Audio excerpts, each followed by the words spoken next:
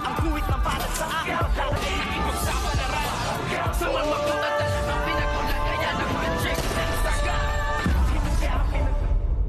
Good morning and welcome sa aking munting channel. Nag-apply na nga itong si Bubbles kasama nga si Tanggol at si Emong sa isang malaking kumpanya na kung saan nga ay magbebenta sila ng online selling, at dito naman ay hindi nga pumasa itong si Emong, ngunit itong si Bubbles ay pumasa dahil nga magaganda ang gusto ng may-ari nga ng kumpanya, at ito palang may-ari ng kumpanya ay isa sa may mga pagkamanyakis, kung kaya't dito na naman ay napasubo at napalaban na namang muli ang ating bidang si Tanggol kasama nga si Bubbles, at dito rin ay tumulong na nga itong si Emong na ngayon silang tatlo ay magkakasama na sa kanilang tapang lakas at liksi ng katawan. Hindi nga umubra dito ang may-ari ng kumpanya dahil talagang nakatikim siya kay Bubbles ng sobra-sobra at halos nabugbog nga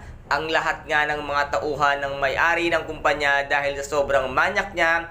Itutuloy ang kanyang napala na pahiya at talagang nabugbog silang gusto, lalong-lalo na nga itong si Tanggol, at tatawag pa nga ang isa sa mga tauhan niya at sinabi nga ng subukan mo dahil once na hinarang kami sa baba, babalikan namin kayong lahat. Kaya dito guys, ito po ang ating pakaabangan mamayang gabi dito nga sa tinaguriang pambansang teleserye FPJ, ang Batang Quiapo. At kung nagustuhan po ninyo ang aking videos for today, paki-subscribe na lamang po ng aking channel, paki-like and share para maging update kayo sa lahat ng gagawin kong videos. Maraming salamat po. Ingat, God bless and bye-bye!